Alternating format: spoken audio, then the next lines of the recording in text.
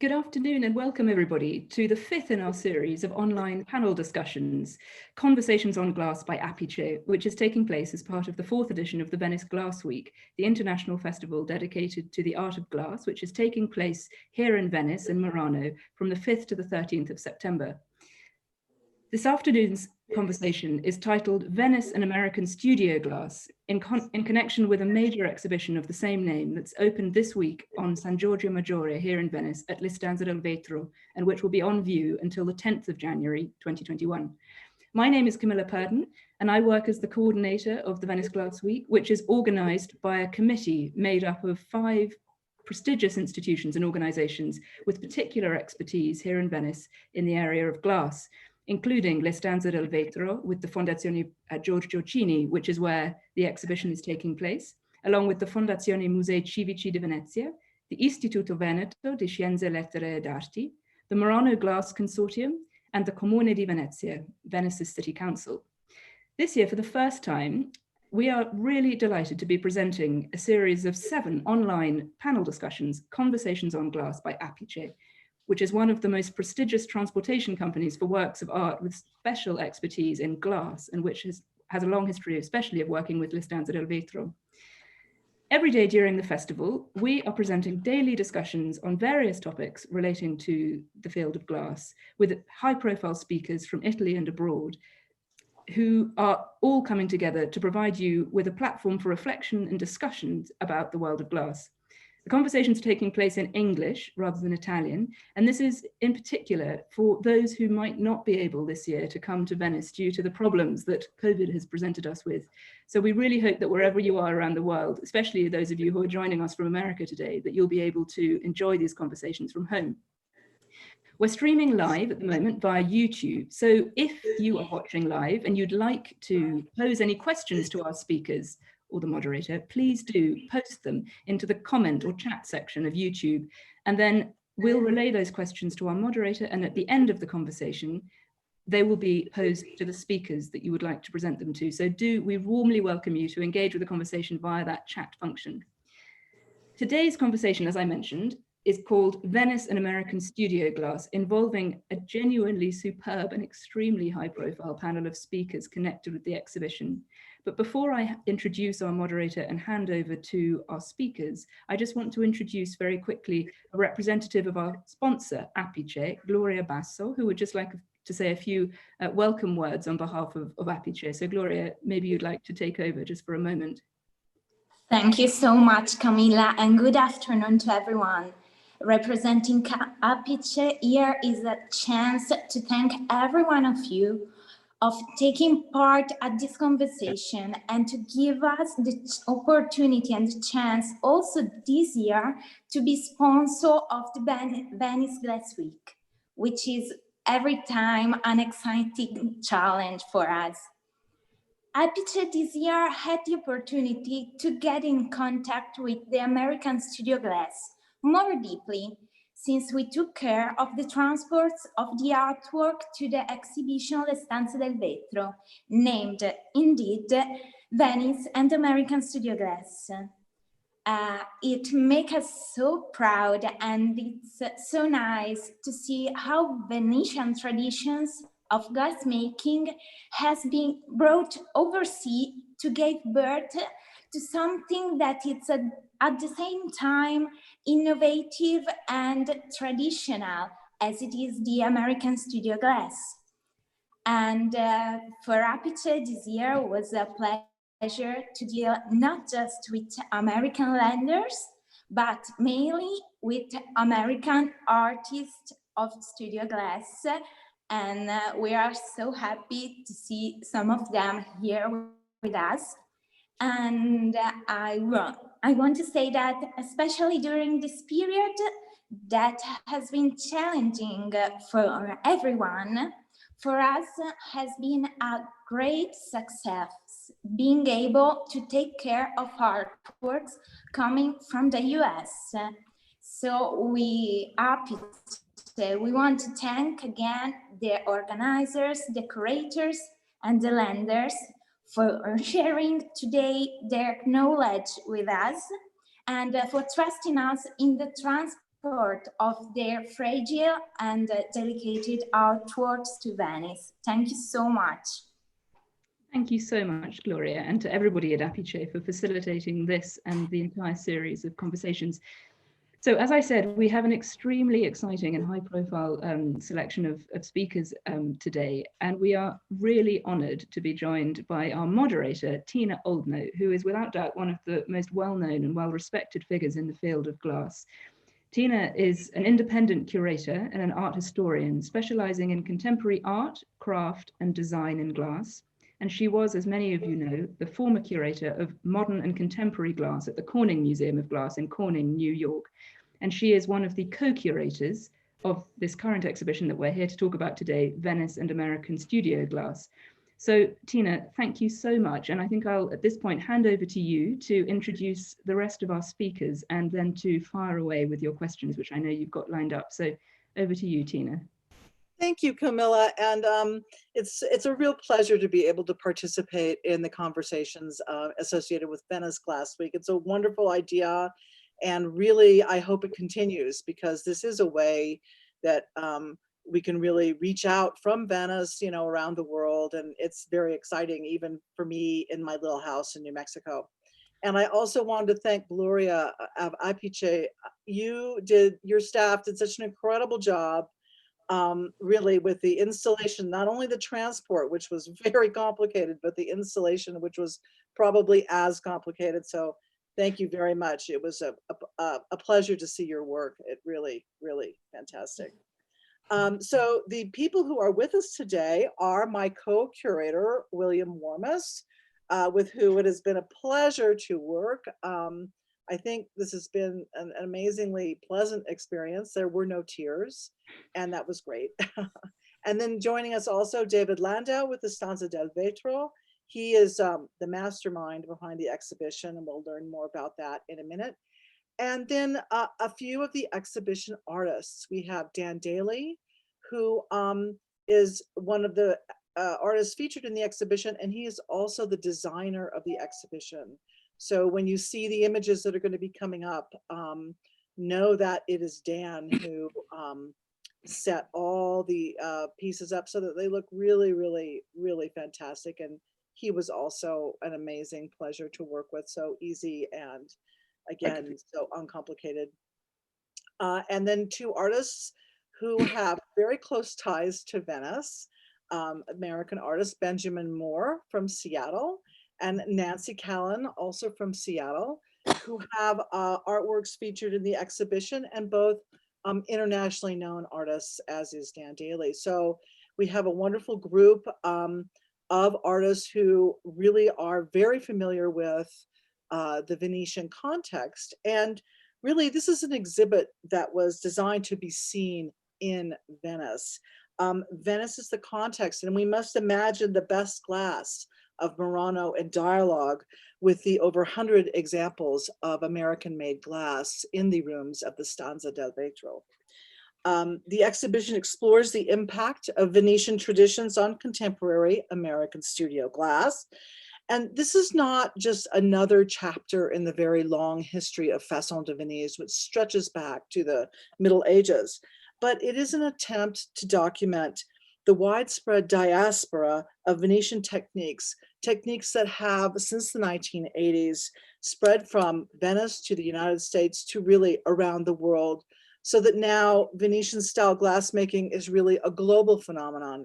It's no longer associated with any one place. The dream of the American studio glass movement was to free glassmaking from industrial processes and to develop glass in the artist's studio as a material for contemporary art. American artists did in fact do this with the help of their Venetian colleagues by embracing Venetian expertise as a means to understand a very, very demanding material, which is glass. Working together, they renewed the vibrancy of the historic craft language that is Venetian glassmaking. So we can start with the slides if you like, Camilla, and then I will ask you to advance them. That'd be great. This exhibition focuses very specifically on glass made by American artists. And what you see in the exhibition is only a selection of the many Americans who make excellent work using Venetian techniques. Now, the piece we're looking at now is at the exhibition entry, and William and I chose this piece as something that kind of represented the American ideas about glass, which is that they just wanted to break tradition. They wanted to free glass from industry. They wanted to free it from being a material for industry and to become a material for art. And this piece is called Blue Projectile Impact by Harvey Littleton.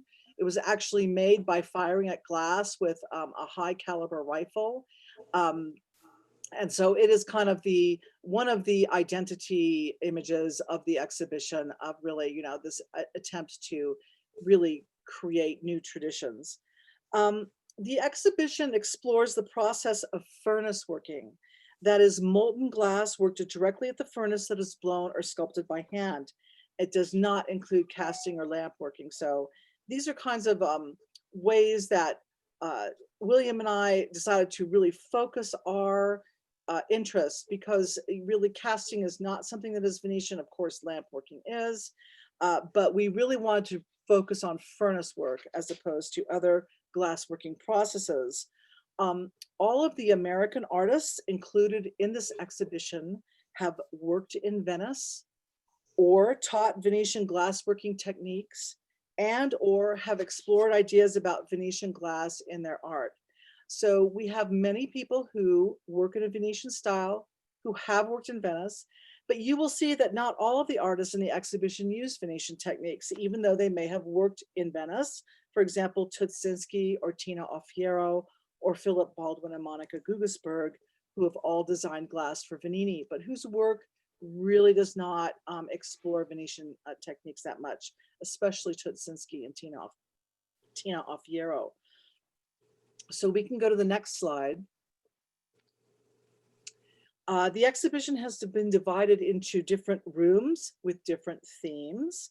And this is the first room called American Pioneers, which includes Harvey Littleton, the maker of the piece we just saw, who was the founder of the studio glass movement, and it includes his first students.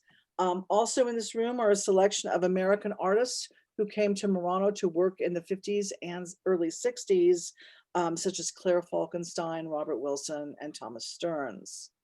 And so what you see here on the left is The Farm by Fritz Dreisbach, which is kind of American glass blowing before contact with Venice. And then experimental pieces such as Harvey Littleton's distorted distortion box on the right, which is slumped plate glass. So before American artists really could have access to good furnaces, a lot of them were experimenting with slumping as opposed to furnace working. And in the middle of the room, Harvey Littleton's large blue crown. We can look at the next slide. The next room is American Innovators, which includes Dale Chihuly, Richard Marquis, and the designer of our exhibition, Dan Daly. And so here in the middle, you see some of Dale Chihuly's Venetian series, very directly based on Venetian style glass, especially Art Deco glass. And then behind this central case you see against the wall, Napoleone Martinuzzi, beautiful Pulegoso amphora from 1925, contrasted with the early experimental Venetians blown by Dale Chihuly. And we can see the next slide, please. This is also a room devoted to American innovators. And in the background, you see the work of Ben Moore, who is with us today. In the foreground is the work of Flora Mace and Joy Kirkpatrick, The Large Fruits. And on the wall, some of the younger generation innovators, such as the Native American artist, Preston Singletary. And could we have the next slide, please? The fourth room is Lino Tagliapietra and his circle. And what we wanted to do with this room and the next was look at some of the artists who have been closely associated with Lino Tagliapietra, arguably one of the great maestros in the world, have certainly been very influential teacher to Americans. And it doesn't mean that he is a master and these are apprentices. More, when we say circle, we mean people who have come together who influence each other, but also who are very close relationship and very much a mentor relationship with Lino Tagliapietra. And you see in the middle of this room and on the wall, pieces by one of the artists with us today, Nancy Callan. Could we have the next slide, please? Pino Signoretto and his circle, another talented maestro in the area of hot glass sculpting. And in the far side of the room, you see pieces by the American artist William Morris. On the left, on the right, Martin Blank. And you can see Pino very much in the distance with the tropical fish that represent his work. He was really an incredible sculptor, as was the maestro Alfredo Barbini, whose work, small pieces you see in the center of the room. These two sculptors, really Venetian sculptors, changed the face of what you could do with glass in terms of hot sculpting at the furnace, and were very, very influential to many American artists. Could we have the next slide, please? This large room is devoted to what we call inventing the 21st century. And it is a room that shows work by artists who have taken kind of Venetian glassworking techniques and really, you know, really bloomed with them, really gone into new directions. The piece on the right, a wonderful piece by Josiah McElhaney, is a kind of a fictional history about Venini glassworkers. This story, you know, is it real? Is it made up? What do you think? Do we really know? This idea that Venetian glassworkers would look at the dresses worn by Mrs. Venini when she came to the factory, Ginette Venini, who was very fashionable and wore a lot of the Christian Dior new look dresses. So Josiah presents pieces that he made himself as kind of ideas of recreations of the pieces made by these Venini glass workers. So we're really left to try to discover, is this or is this not a true story? On the left, unfortunately, a true story by Nora Viviano, who has compiled masses of data about climate change and water levels rising. And this data he translated into cylindrical forms, so that all of the forms that you see on the left represent different sets of data about the present condition of coastal cities and then what they will be in 500 years. So very, very conceptual work, really, you know, groundbreaking, tradition breaking. And in the far end of the slide, the far end of the room, you see Fred Wilson's beautiful Venetian Baroque black mirror. And Fred Wilson is an African-American artist who has investigated many issues in his work, including many issues about race. And so the kind of interesting trope of his mirror is that everyone who looks into it becomes Black. But there also is an incredibly rich history of Black mirrors in the history of glass in general, going back all the way to Roman times, also to pre-Columbian times in Mexico with obsidian mirrors. So there's a really incredibly rich history of Black mirrors that Fred Wilson interprets in an entirely new way. Can we go to the next slide, please? And I love this particular photograph by William Warmes, who provided many of the photos here. This is an installation shot of Aqua Alta by Catherine Gray, who, this is a piece that involves many Venetian style goblets submerged in water. And of course, I think we all understand that, but I love this particular image. May we go to the next slide, please? And then finally, there is the Sala Carneluti adjacent to the Stanza del Vetro with the exhibition centerpiece, Laguna Murano Chandelier by Del Chihuly. And this is an artwork that was made during Chihuly over Venice in 1996. This was a huge project by Chihuly to place outdoor sculptures of glass all around the city. And so as a kind of he was inspired to make a piece while he was in Venice. And so in Murano, he made this piece with Lino Tagliapietra and Pino Signoretto, two of the maestros featured in our exhibition. And then, you know, the artwork was shipped to Seattle and sold. And so this is the first time actually, that this piece has been exhibited in Venice 25 years after it was made. So we were really thrilled to bring it as a fantasy of sea creatures and kind of kelp-like tendrils, and all this homage to the Venetian lagoon and to Venice, about which Dale Chihuly feels so strongly. So this has given us, I think we're done with the images now. This has given us a kind of a little overview of the exhibition, so that you can kind of see what things look like and kind of what the exhibition is about.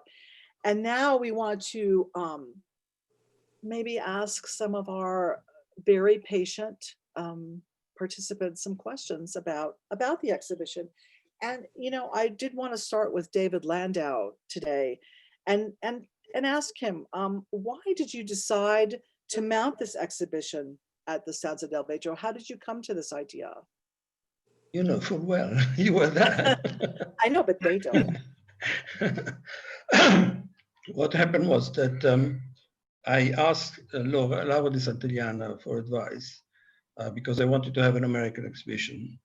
We've had Finnish glass, Austrian glass, French glass, and obviously American glass had to feature at the Stanza del Vetro at some point. And I asked her advice, what do you think we should do about America? What kind of exhibition would actually fit in the Stanza del Vetro, make sense for Venice and so on? And she said, well, actually one of, who is coming, Tina Oldnow is coming to Venice. I said, Tina Oldnow, mythical Tina Oldnow. And I said, I want to meet her. I want to ask her what she thinks. And so a nice dinner was organized at Laura's house, and eating that delicious food that Gianluigi and Laura always prepared for their guests. We discussed what to do.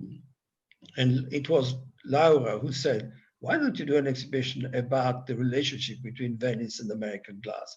Why don't you devote this the space to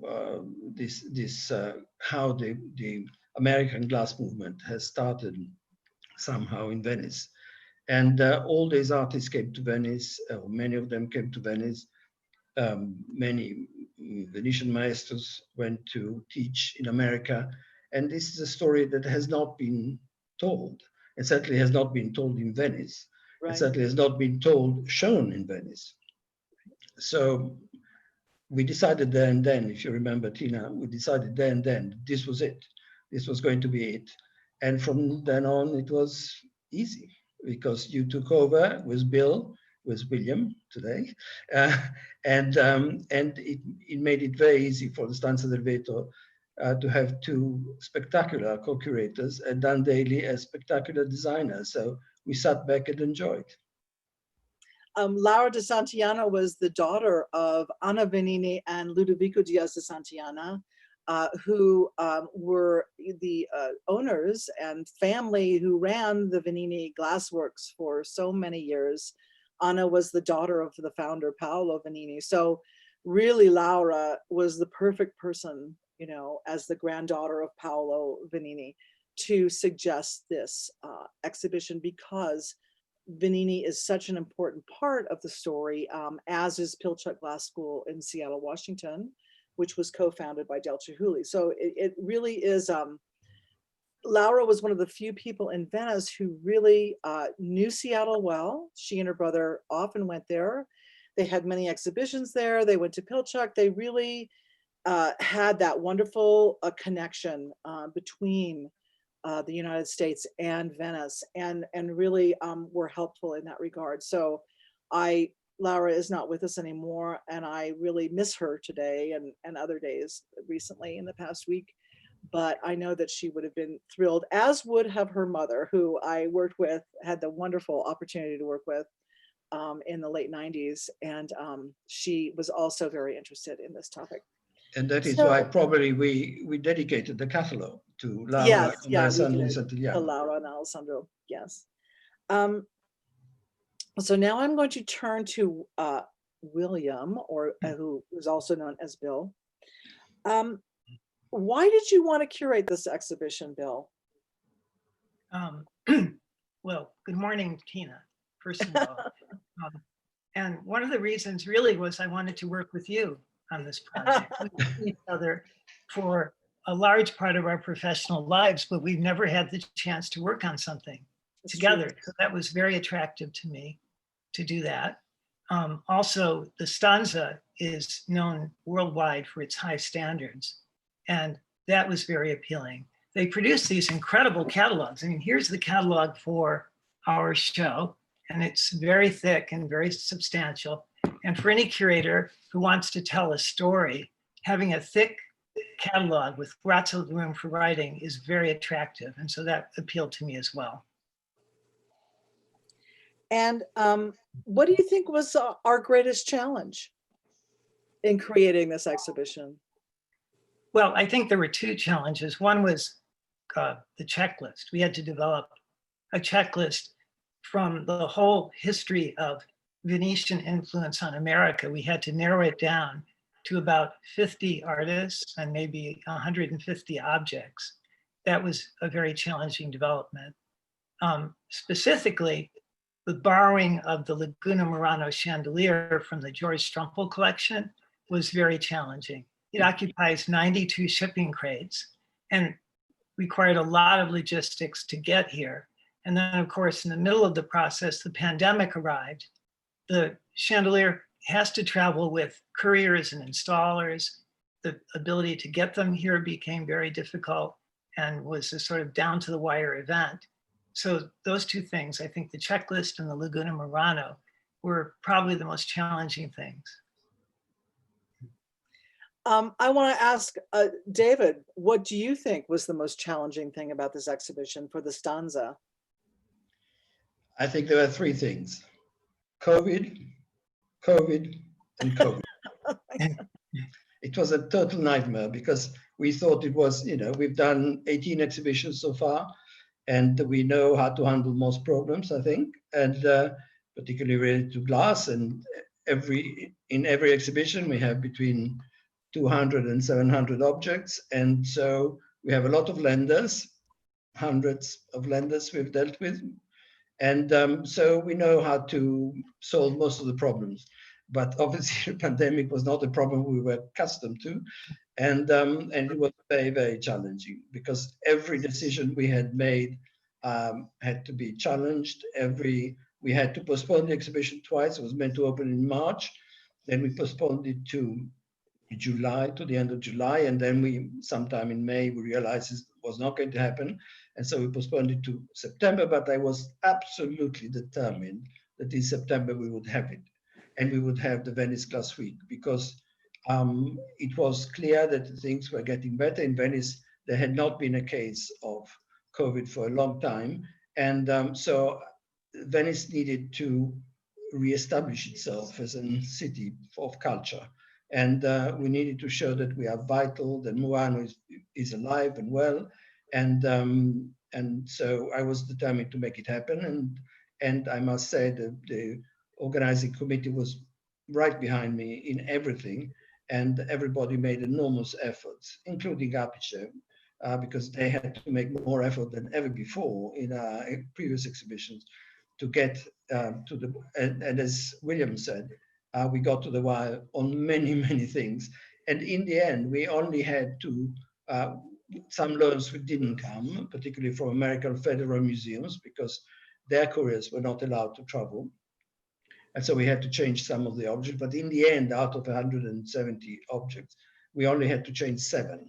So whereas I thought that we would have to have a supplement to the catalog of pages and pages explaining all the changes, in reality, we have a double-sided sheet because that was enough to explain the changes. And we were very lucky also in the changes because we got very good objects in exchange for others of a similar quality. So in the end, we managed to solve all the COVID problems at the very, very last minute. I never got to an exhibition in which the night before the press view at 8 o'clock, I was still there adjusting captions and making sure that everything was in the right place. And some things were not in the right place at the time of the press view, but nobody noticed except me.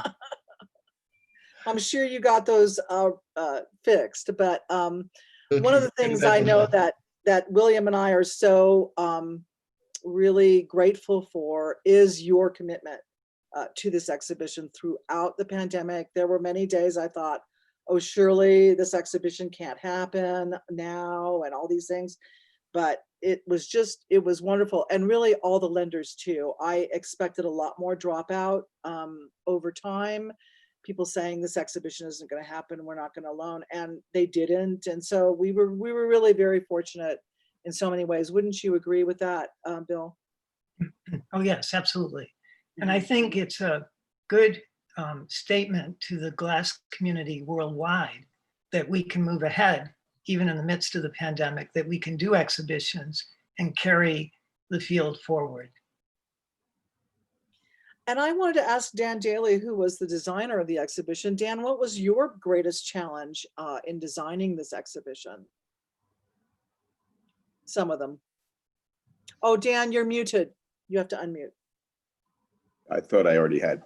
Okay. I think the biggest challenge for me came at the outset of looking over the checklist and then trying to working with you and with Bill on the understanding of your logic to try to convey that through the placement of the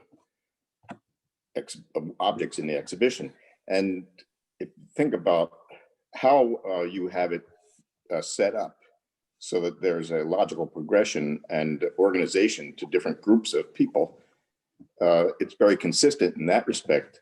However, there was still some needed moving from one room to another of certain pieces because this made more sense with that, etc. But really, just getting a handle on all that to be able to work with it visually was a hurdle to get over at the beginning. And then individual objects presented something of a challenge here and there. Like Norwood Viviano's piece was obviously going to dominate room 6.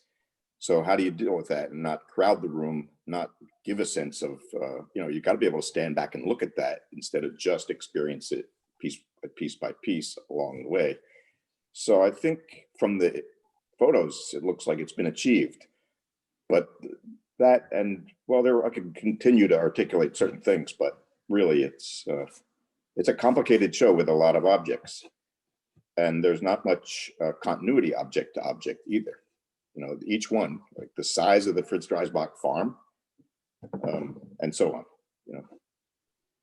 And that, of course, is one of the kind of hallmarks of American glass, is that every piece is so different from one another. There's so many different styles and so many different approaches that it could look very confusing, but I think that you managed to keep it very elegant and clean, and it's great.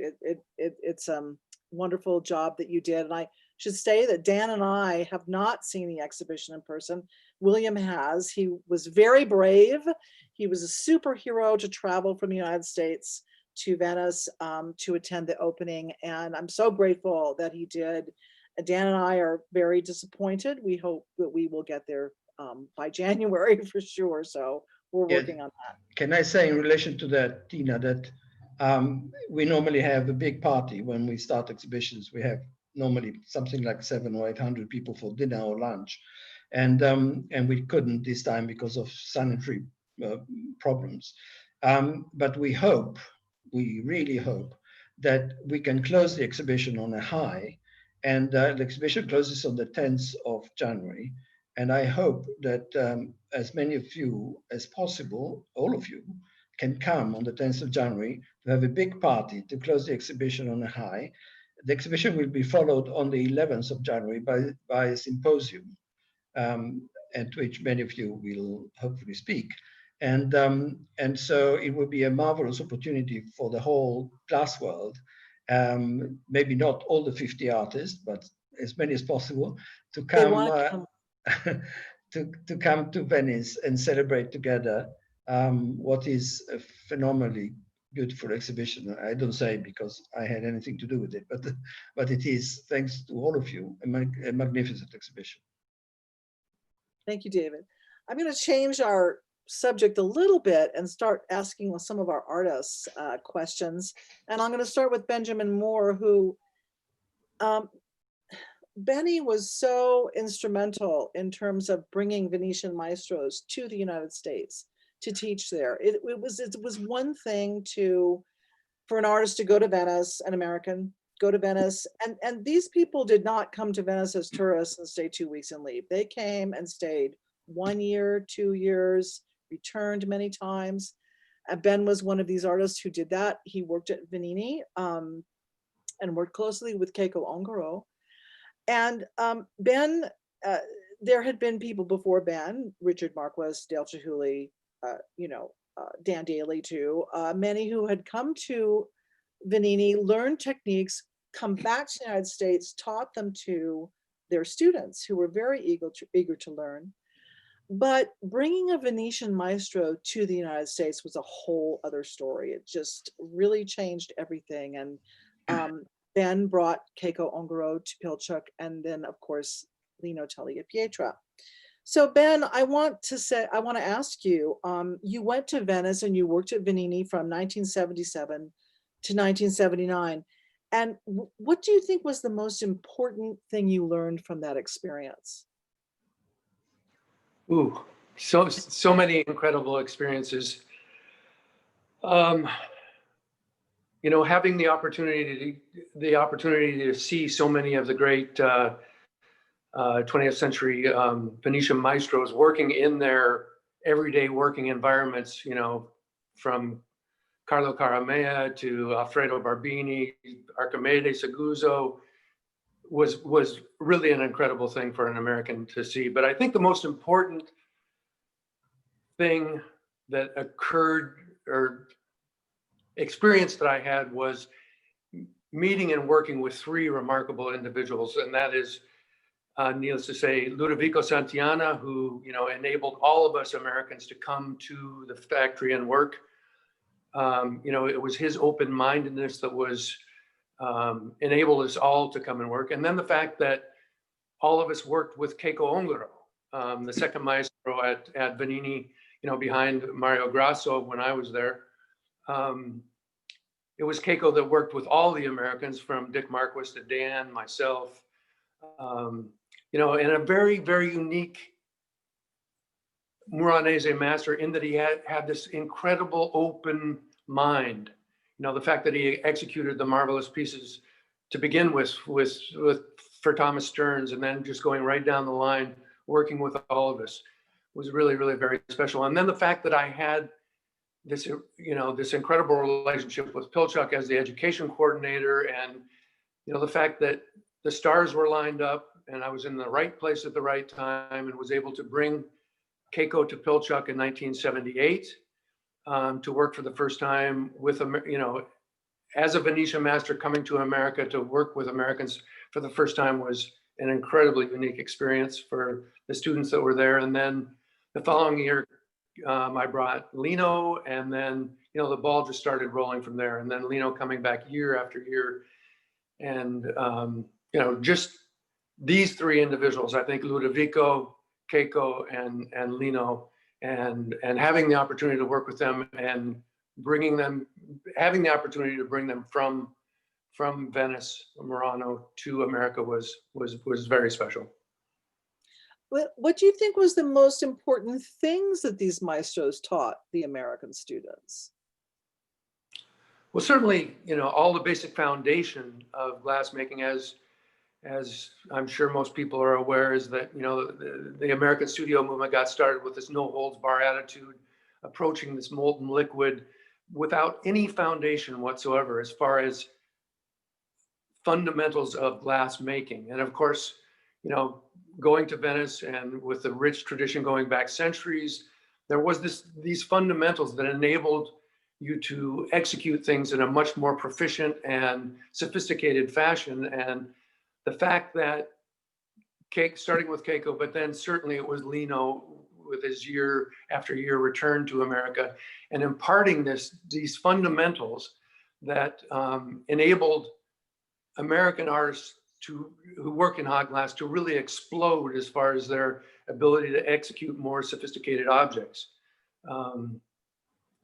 You know, to go into detail specifically about techniques, I don't know if it's necessarily important, but these foundations that Lino in particular imparted enable people to make much larger objects, much more sophisticated things that really created an explosion here in America.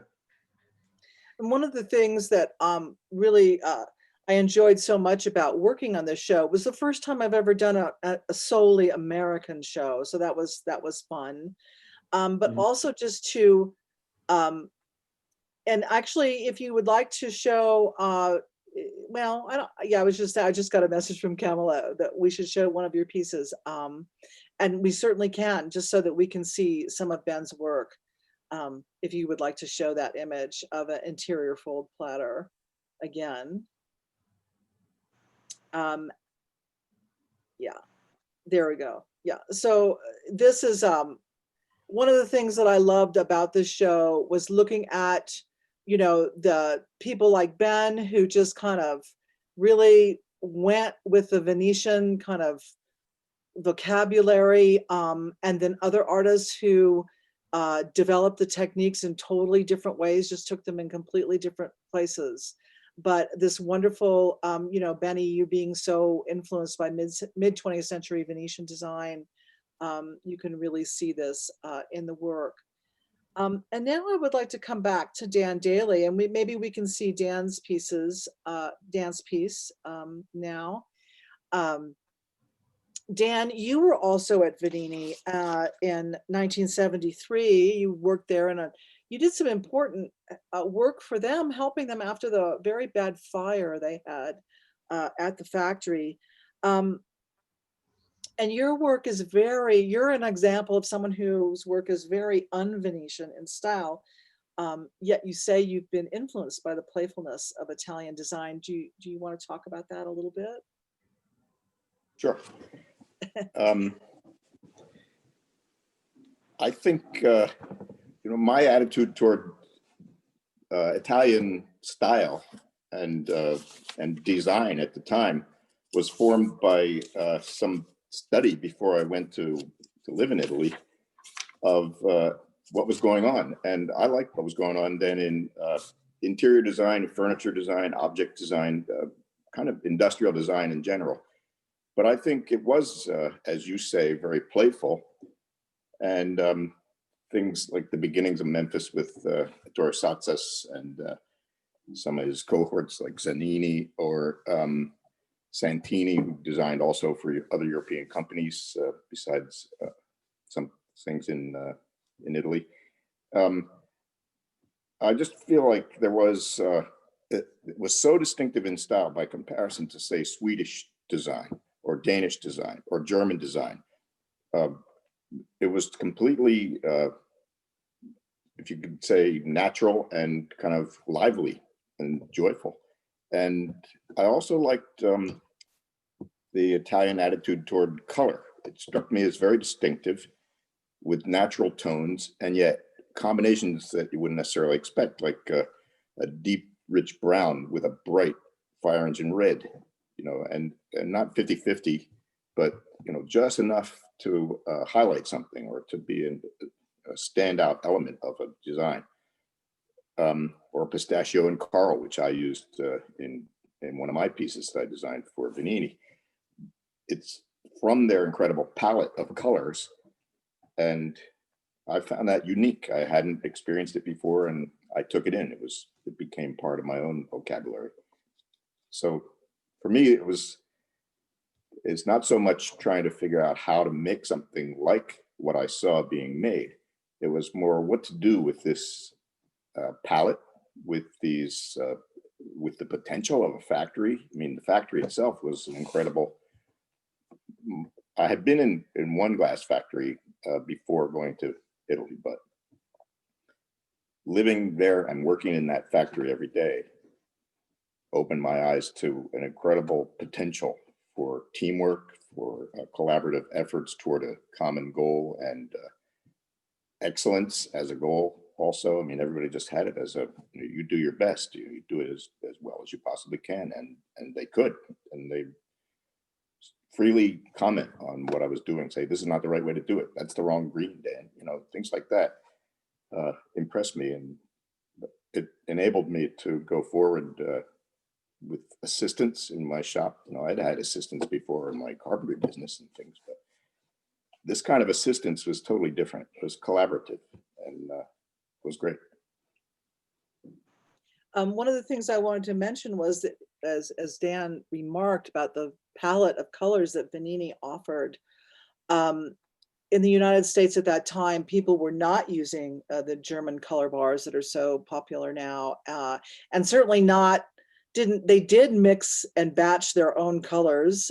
They were trying to do that, but the color palette for American artists was really very limited to blue and brown and colorless and blue green and green blue and various shades of brown. So really, I'll never forget Dick Mark was talking about the first time he saw that pink at Venini. He just flipped out. It's so incredible to see these amazing colors to work with.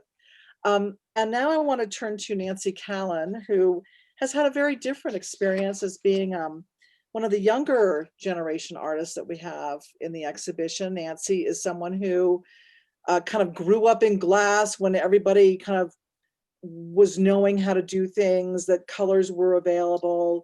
And, she was a student of Lino Tagliapietra and then worked with Lino. So she's had very, very close contact with Lino and through his being a member of his team for many years. And I wanted to ask you, Nancy, what do you think was the most what were some of the most important things you learned from working with Lino? And can you talk about the impact that he's made on artists in this century? Mm-hmm. Thank you, Tina. And thank you everybody for being here. Listening to Dan talk about the teamwork and his experience in the factory kind of reminded me of the way it was for me when I started working with Lino. I didn't have any experience prior like Dan and Benny did. Glass blowing was already starting to be established and we were working in teams, but I remember the first time seeing Lino work and how he worked with the team and what an impact that made on me. And also, I think one of the most important things that I learned from Lino was how to push myself, because the way he works and the way he pushes himself with the material, with the team, he's always innovating and experimenting and just really pushing the boundaries is something that was an incredible, it had an incredible impact on me. When we think about how it was before Lino and Keiko and, Pino coming here to America, it was very crude. And so I feel like I really got to benefit from all of that history, and then Lino coming and sharing his experience with us. I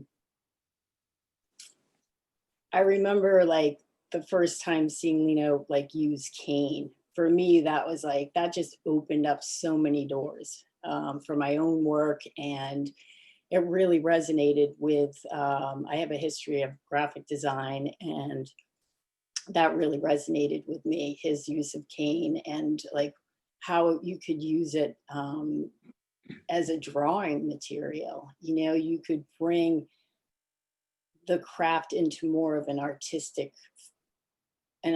way of working. And I think Lino, really did that with his work, and Chihulia as well. They made it an art, and it really opened up doors for younger glass blowers and artists working in glass. Thank you, Nancy. Those are really, really good things to remember. And we are coming towards the end of our time. And one of the things that I think that I'll just ask as a kind of a parting question of David Landau is what are some of the works that surprised you the most in the exhibition? You who are a connoisseur of Venetian glass, you know its history, seeing these American pieces, what kind of impacted you about them?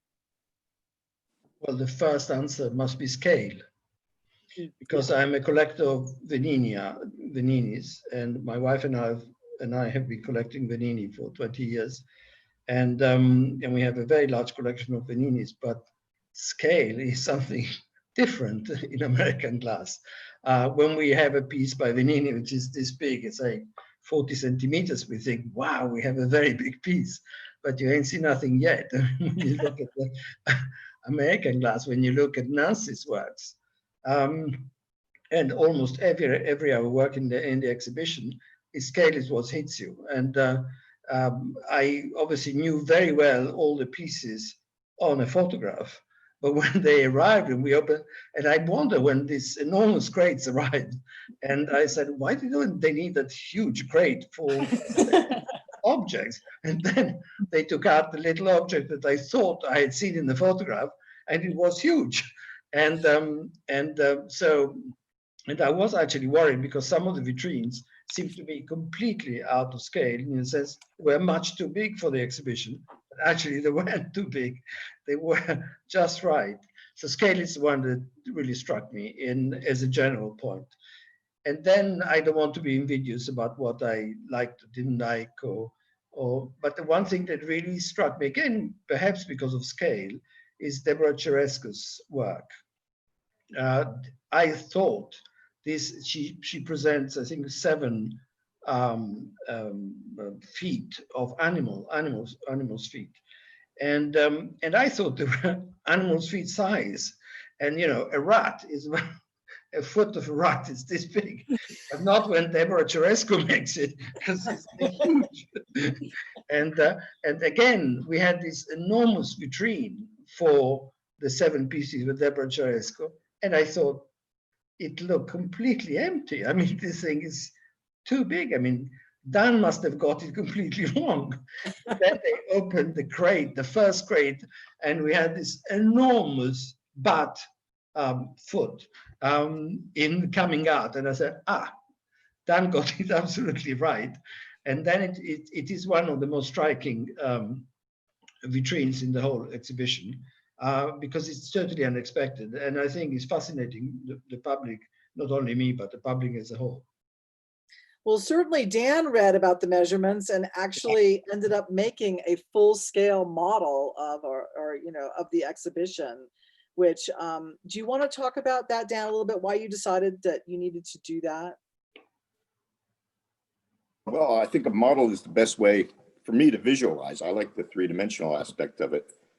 And because we made icons of every piece in scale, I can move them around and adjust this way or that way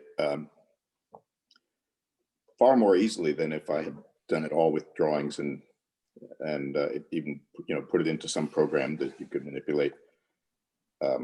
Eventually, it was all digitized, but the point of it was to have something to convey to everyone how this would look and feel in the space, and then you could actually put your phone camera down in there or a GoPro and experience moving around in the exhibition space and get a real sense of how much room there would be to walk, or how far you could get back to see something if you wanted to see it from a distance, which I think is important in some of these larger pieces, obviously. So it was, I had seen a few models of museum exhibitions. Maybe they weren't as obsessive as the one we built. When I say we, my assistant Ken Gray was really instrumental in doing that. He's such an ace with that stuff, and he enabled me to do what I wanted to do. But really, it became a good tool for everyone, I think. And we kept referring back to it as the show developed. So it was very useful. Especially since the scale of this show is really unlike anything that the Stanza has done before. And that important, you do want to know how you're going to be moving around the room when it's full of huge casework and everything behind glass, which is, needed in an exhibition like this. I wanted to ask also Bill. Bill, what were some of your favorite pieces in the show? Well, I'm going to hedge on that like David did and not name a particular one, but the pieces that I thought were most interesting to me were the ones that really developed the Venetian aesthetic and brought it into the American idiom. There's a tendency in the United States to think of Venice as just about technique and not about aesthetics, when that's completely wrong. I discovered an account by the English art historian Paul Hills in his book Venetian Color, where he said that the influence of Murano glassmaking during the Renaissance on artists like Titian and Bellini was severely underestimated. And he makes a really great argument that Titian and Bellini were using linear perspective in their work, but then when they discovered the curvilinear perspective of glass blowing, they were just blown away by that and really admired the energy that they could bring into their art using that. And I think that you see that curvilinear aesthetic that was pioneered during the Renaissance brought into work by people like Carlo Scarpa, Lino Tagliapietra, and Dale Chihuly. So the artists I was looking for that appealed to me were those artists and Nancy Callan, who were able to bring that work, that sort of curvilinear energy into the present. I think that I have to say that William really made some, I think, great strides in terms of, in the catalog, really laying out the Venetian aesthetic, because I think it's very hard, it's easy to say, oh, bright colors, oh, Zanfirico, oh, this, oh, that is what makes something Venetian, when really that's not the case. As Bill says, it's not just techniques, there is a whole other world there. And one of the things I really appreciated you writing about was about the aqueous, the influence of water and the effect of water on color. And I think some of these cultural things, and I think maybe with Dan and Ben and Nancy would agree with me, some of the cultural aspects of Venice, some of the historical aspects, the way people live, the environment of Venice is all part of Venetian glass and all part of what people enjoyed learning when they were in Venice or working with Venetian glass. Would you say that's true, that you enjoyed learning the culture as much as? Oh yes, very much. And the aqueous was so important. Also the idea of the molten landscape. A lot of Renaissance glass could imitate molten landscapes. And that was brought into people like Bellini's paintings. But we also see the idea of the molten landscape in people like Thomas Stearns. And to a certain extent, Deborah Teresco and Raven Sky River were able to bring this kind of natural aesthetic that comes from the Renaissance into contemporary American glassmaking. And I did want to ask Benny and Dan and Nancy if kind of they think that the American love of Venetian glass extends beyond glassworking to the actual culture and history of Venice. Nancy, would you say that's true? Absolutely. Yes, I would say it's true. I mean, I remember the first time going to Murano in Venice and just experiencing the beauty of the area and the culture, and going into the shops and experiencing the food. There's so much passion and beauty there, and the colors, everything.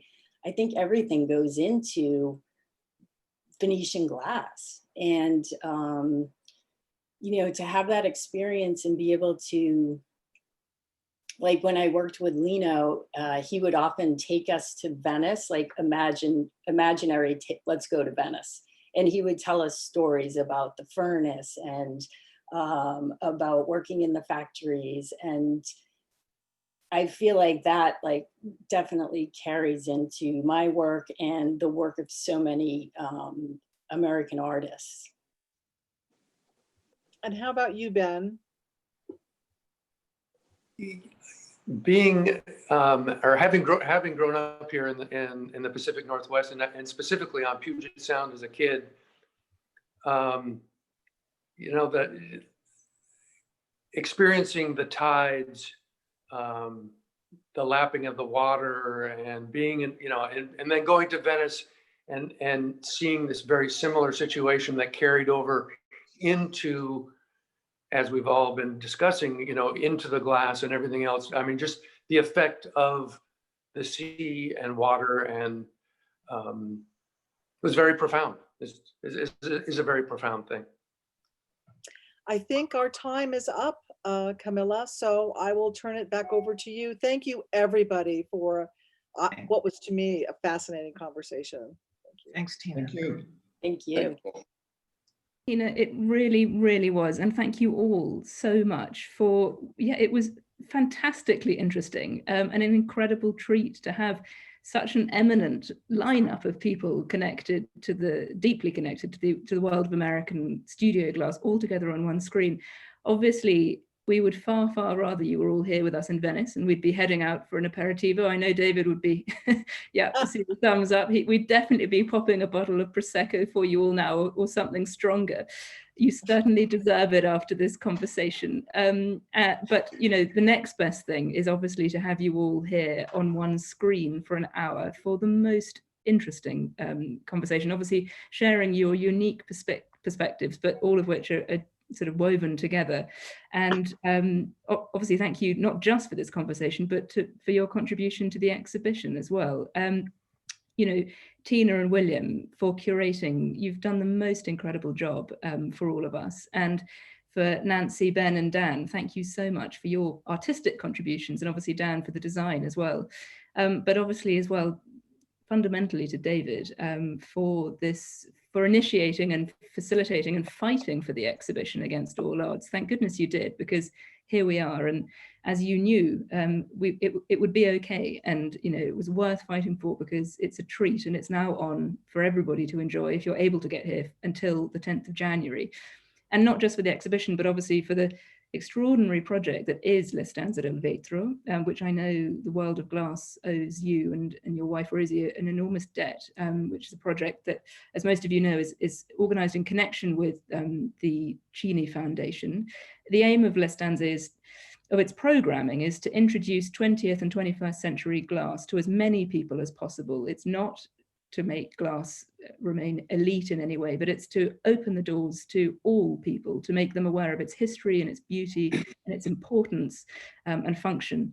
Every exhibition is hotly anticipated, possibly none more than this one. Obviously the wait has been that much longer, but I'm sure that anyone who's had a chance to see it will agree it was more than worth the wait. So really it's a triumph. So thank you all. Obviously, thank you to Apice and Gloria for joining us today. I think, someone mentioned 92 shipping crates for one work. I mean, that is just remarkable. So really, Apice. 885 pieces in the Chihuahua. Extraordinary, mind-boggling. So, you know, Apice for supporting our program, but also for what you've done to help the exhibition. You know, we couldn't be more grateful. And obviously to everybody who's watching at home, thank you very much for joining us. I have a feeling we probably got quite a few watchers from the States, but all around the world we've been seeing popping up from all sorts of corners of the world. So I hope you've enjoyed the conversation.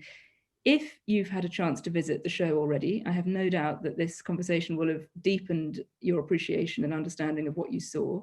But if you haven't had a chance yet, I'm certain that it would have whetted your appetite. And so I really hope you'll be able to come and see it before it ends. You've got quite a while until the 10th of January. And then, as David mentioned, the symposium, which will be fantastic on the 11th of January, when we really, really hope that our speakers today will be able to join us too. So Tina and William, Ben, Dan and Nancy, and also obviously to David, thank you all very, very much. And we look forward to seeing you all hopefully in Venice before too long. if you are watching online now and you've enjoyed the conversation, we've got a couple more in the series. So do tune in tomorrow at 5 p.m. Italian time. We've got a very, very interesting conversation on contemporary art and glass, which should be another fascinating topic. And then on Sunday at 5 p.m, we've got another talk called Why Glass Now? The Relevance of Glass Today in Art, Craft and Design. So 2 more brilliant talks as part of the Venice Glass Week, which is what the umbrella that we're all operating under now. So the Venice Glass Week International Festival dedicated to the art of glass, on view until Sunday the 13th. So if you're here in person, there's lots to enjoy. And if you're not, I hope you'll enjoy more of these online conversations. So thank you very much indeed, and look forward to seeing you all soon. Bye. Thank you, Camilla. Thank you very much. Thank you. Thank you. Thanks.